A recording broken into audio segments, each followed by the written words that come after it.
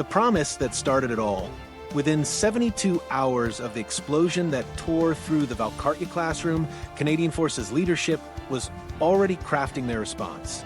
Senior military officials stood before hastily assembled press conferences, their uniforms crisp despite the chaos of the previous days. The message was clear and unequivocal. This would never happen again. The military had learned its lesson, and comprehensive reforms were already underway. The promises came in rapid succession.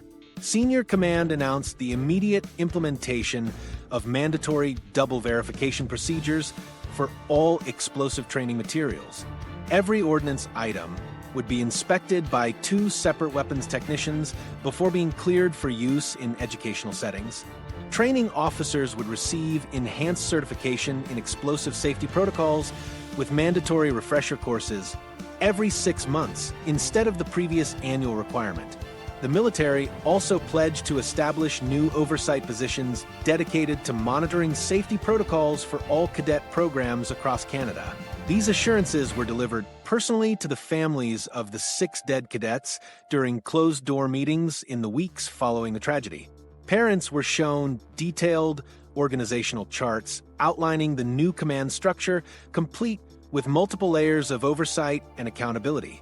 The military brass spoke of revolutionary changes to weapons storage procedures, with enhanced segregation between live and dummy ordnance.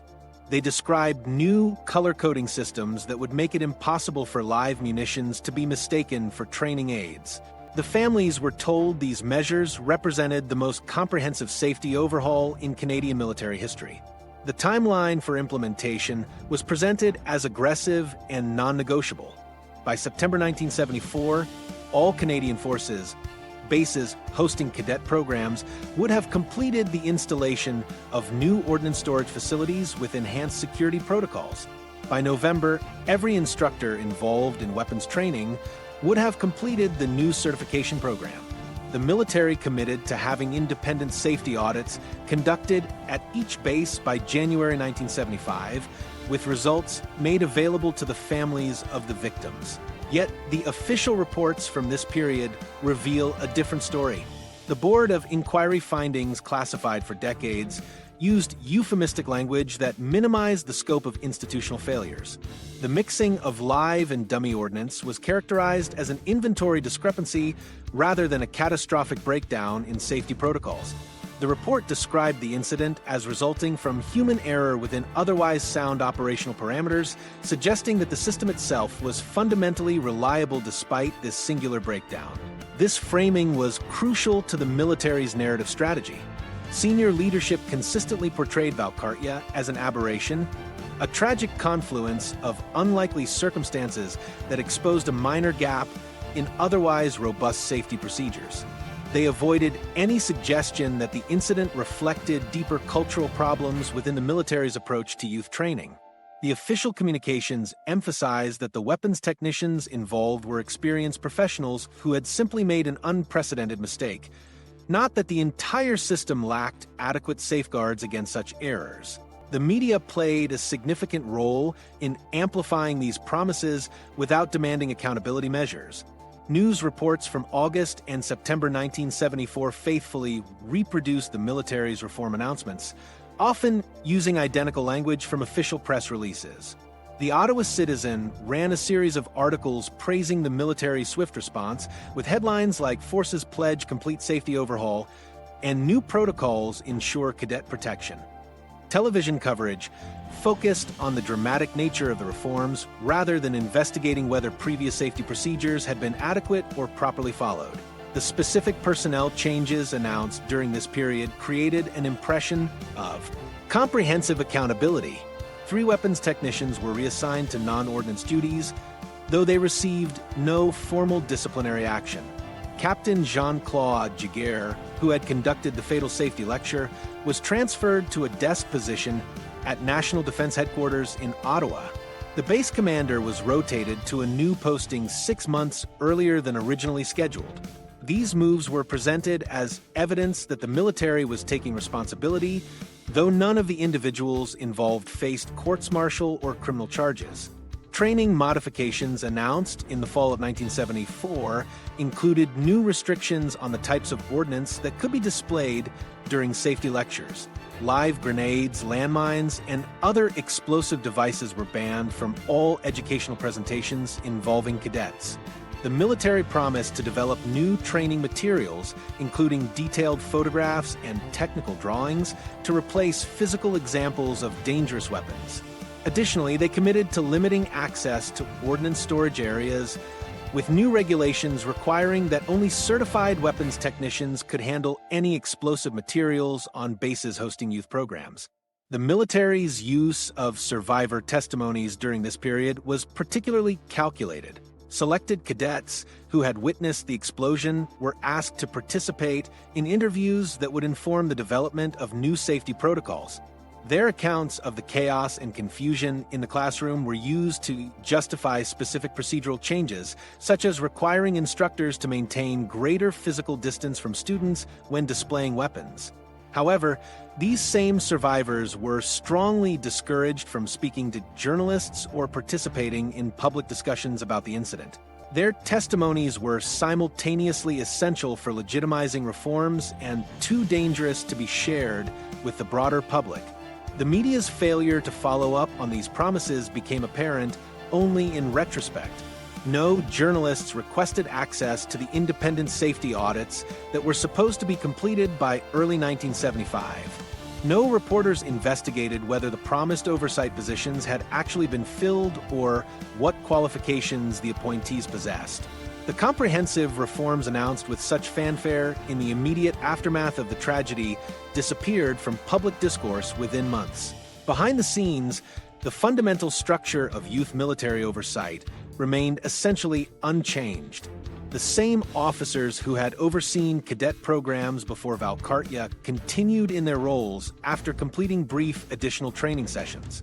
The command hierarchy that had failed to prevent the mixing of live and dummy ordnance was left intact, with only minor modifications to reporting procedures. The new safety protocols were implemented as additional layers on top of existing systems rather than replacing the flawed frameworks that had enabled the tragedy. Most significantly, the military's institutional culture around risk assessment and youth safety remained unaltered. The same attitudes that had led weapons technicians to assume that ordnance was safe without proper verification continued to permeate the organization. The reforms addressed the specific technical failures that had caused the Valcartier explosion without examining the broader cultural factors that had made such failures possible. The promises of comprehensive change masked the reality that the military was implementing cosmetic modifications while preserving the essential elements of a system that had already proven deadly. 5 decades later, the true measure of those promises can finally be assessed through hard data that reveals whether the military kept its word. Modern military training, the numbers don't lie. Recent official reports from the Department of National Defense reveal alarming upticks in training accidents involving ordnance, with documented cases showing disturbing parallels to the conditions that led to the Valcartier disaster. These incidents would have shocked the military officials who promised comprehensive reform after 1974. The data becomes more troubling when considering that youth participation in military programs has actually decreased during recent years, meaning the incident rate per participant has increased even more dramatically. The types of accidents occurring in current Canadian military training programs mirror the systemic failures of 5 decades ago. Misidentified ordnance accounts for the largest category of incidents, with live ammunition being mistaken for training materials in multiple cases.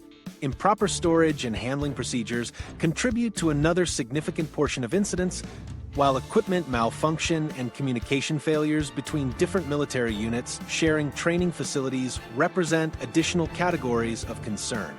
Some incidents have involved contamination of training materials, with explosive residue from nearby live-fire exercises creating dangerous confusion about which items are safe for educational use. Incident data vary widely by base, with some installations reporting multiple mix-ups of live and dummy ordnance during the same periods when other bases maintain clean safety records. These variations correlate strongly with the age and condition of training facilities, the frequency of multi-unit training exercises, and the availability of dedicated youth program infrastructure separate from active military operations. Western bases generally show better safety records than their eastern counterparts, though significant incidents have occurred across all regions of the country. The military's current severity classification system categorizes incidents across 4 levels, though the definitions have evolved significantly since the 1970s. The majority of documented cases involve no injuries, but represent serious safety violations that could have resulted in harm. A smaller but concerning percentage result in minor injuries requiring basic medical attention, while the most serious incidents cause injuries requiring hospitalization or emergency medical intervention. The most severe classification involves fatalities or permanent disabilities, with documented cases including cadets who suffered permanent hearing loss from improper explosive demonstrations. Safety budgets have not kept pace with training risks, even as incident rates have increased.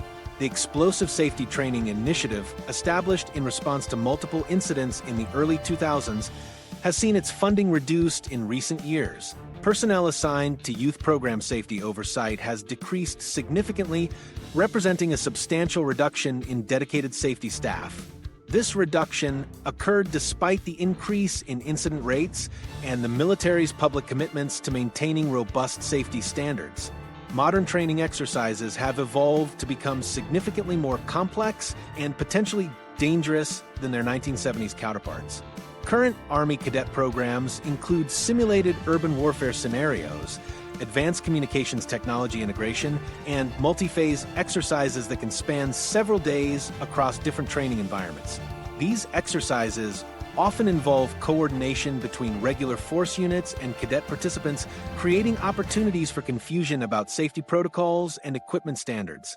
The integration of digital communication systems has also introduced new failure modes, with equipment malfunctions and software glitches contributing to several recent incidents involving misidentified training materials. Aging military equipment and facilities play a substantial role in contemporary safety failures. Recent engineering assessments found that a significant percentage of explosive storage facilities at bases hosting youth programs fail to meet current safety standards, though they remain in active use due to budget constraints. Many training aids and demonstration materials date to the 1980s and 1990s, with some items showing signs of deterioration that affect their safety characteristics. Documented cases exist where dummy ordnance had developed cracks or other damage that made visual identification more difficult, particularly under poor lighting conditions typical in military training environments.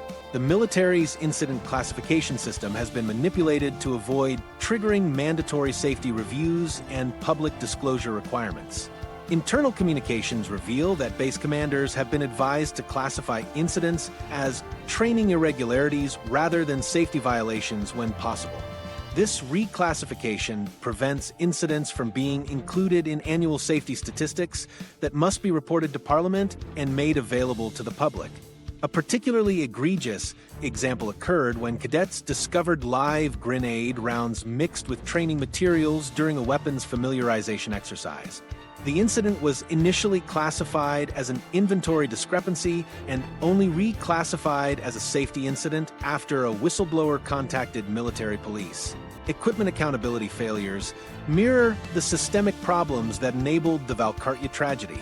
Recent audits found that significant percentages of explosive training materials across Canadian forces bases could not be properly accounted for during routine inventory checks.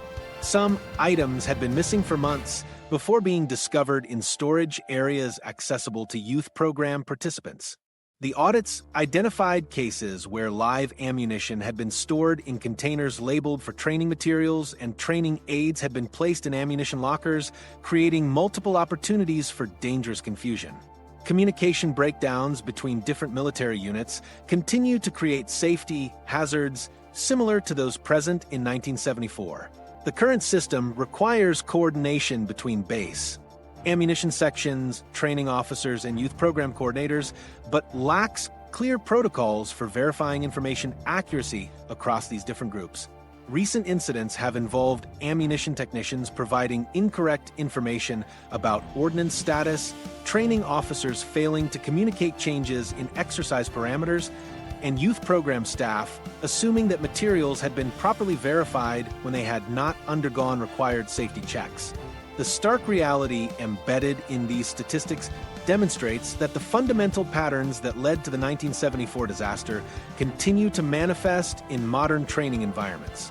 Despite 5 decades of technological advancement, procedural modifications, and institutional reforms, the cultural and systematic failures that killed 6 teenagers at Valcartier remain embedded in Canada's military youth programs.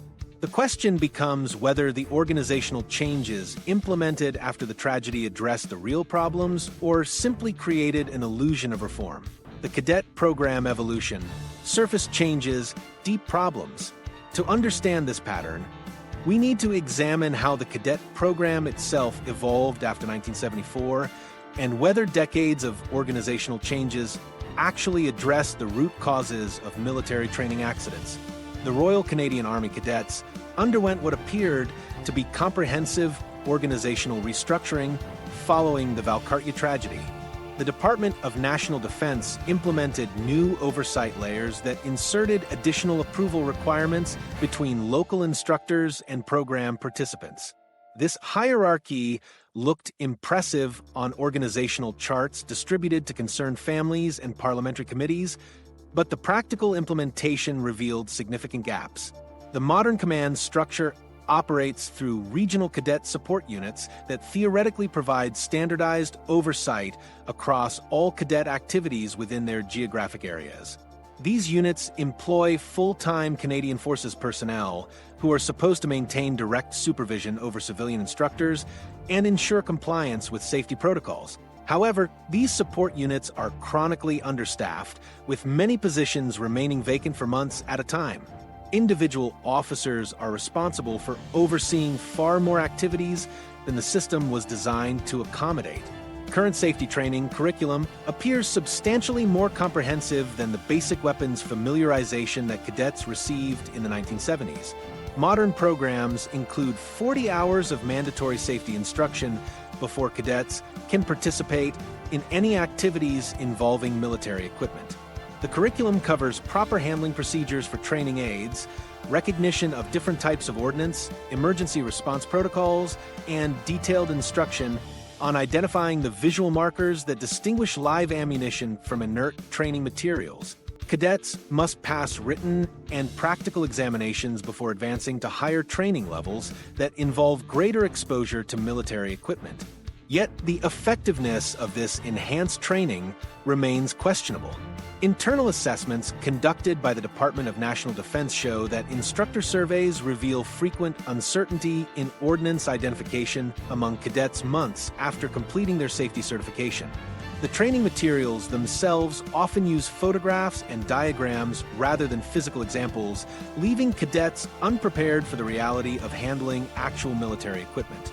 Many instructors report that cadets who perform well on written examinations struggle to apply safety principles in practical training environments where lighting conditions are poor or equipment is weathered and difficult to identify. The screening and qualification processes for instructors have expanded significantly since 1974. All personnel involved in cadet training must now undergo enhanced reliability screening, complete specialized certification courses, and maintain current first aid and emergency response qualifications. Instructors handling dangerous materials must complete additional courses in explosive safety and pass annual recertification examinations. Enhanced instructor certification has not solved core cultural issues of risk management that contribute to safety violations. Despite these enhanced requirements, serious qualification gaps persist throughout the system. Many instructors complete their certification courses at facilities that lack adequate training equipment, forcing them to rely on theoretical knowledge without hands-on experience. The recertification process often becomes a paperwork exercise rather than a genuine assessment of safety competency. Internal reviews have identified cases where instructors maintain their certifications despite failing to demonstrate basic safety skills during practical evaluations. The screening process also fails to address the cultural factors that contribute to safety violations, focusing on individual qualifications rather than institutional attitudes toward risk management. New reporting systems established after Valcartier require cadets and instructors to document any safety concerns through formal channels that supposedly guarantee investigation and response. The current system includes anonymous reporting options, mandatory incident documentation, and requirements for follow-up investigations within specified timeframes. These reporting mechanisms are promoted as evidence of the military's commitment to transparency and continuous improvement in safety standards. The reality of these reporting systems reveals their limitations. Anonymous reports often receive minimal investigation because investigators cannot follow up with the original reporter for additional details. Many safety concerns are classified as minor issues that do not trigger comprehensive reviews, even when they represent symptoms of broader systematic problems. Instructors and cadets report feeling discouraged from using formal reporting channels because previous reports have resulted in no visible changes to dangerous conditions. The system creates an appearance of accountability without delivering meaningful improvements to safety practices. Technological advances have been integrated into modern safety protocols through digital inventory systems, electronic safety briefings, and computerized training records. These systems are designed to prevent the kind of inventory confusion that led to live ordnance being mixed with training materials at Valcartier. Electronic tracking systems monitor the location and status of all explosive materials, while digital safety briefings ensure that all participants receive standardized safety information before engaging in potentially dangerous activities. However, these technological solutions often create new vulnerabilities while addressing old ones. Digital inventory systems are only as reliable as the personnel who input data, and several recent incidents have involved incorrect information being entered into supposedly foolproof tracking systems. Electronic safety briefings can be completed without genuine comprehension, allowing participants to check off requirements without actually absorbing critical safety information. The technology also creates a false sense of security among supervisors who assume that computerized systems eliminate the need for direct human oversight and verification. The expansion of cadet programs since 1974 has significantly strained existing safety infrastructure. Current enrollment numbers exceed 52,000 cadets across all three services, representing substantial growth from earlier decades. This growth has occurred without proportional increases in training facilities, safety equipment, or qualified instructional staff. Many programs now operate in facilities that were designed for smaller groups, creating overcrowded conditions that compromise safety protocols and make effective supervision more difficult. The Cadet Program update introduced in 2008 replaced training materials that had been in use since 1992 and incorporated more contemporary educational methods. The updated program recognizes three basic developmental periods for cadets between 12 and 18 years old, with training methods adapted to the cognitive abilities of each age group. While this represents an improvement in educational approach, the fundamental safety culture that enabled the Valcartier tragedy remains largely unchanged beneath the surface of these structural modifications. Current cadets receive virtually no information about the Valcartier disaster or other historical safety failures within the program. The incident is not mentioned in official cadet training materials, and instructors are not required to discuss past safety problems as part of their safety education responsibilities. This historical amnesia prevents cadets from understanding the context for current safety requirements and leaves them unaware of the consequences when safety protocols are ignored or compromised.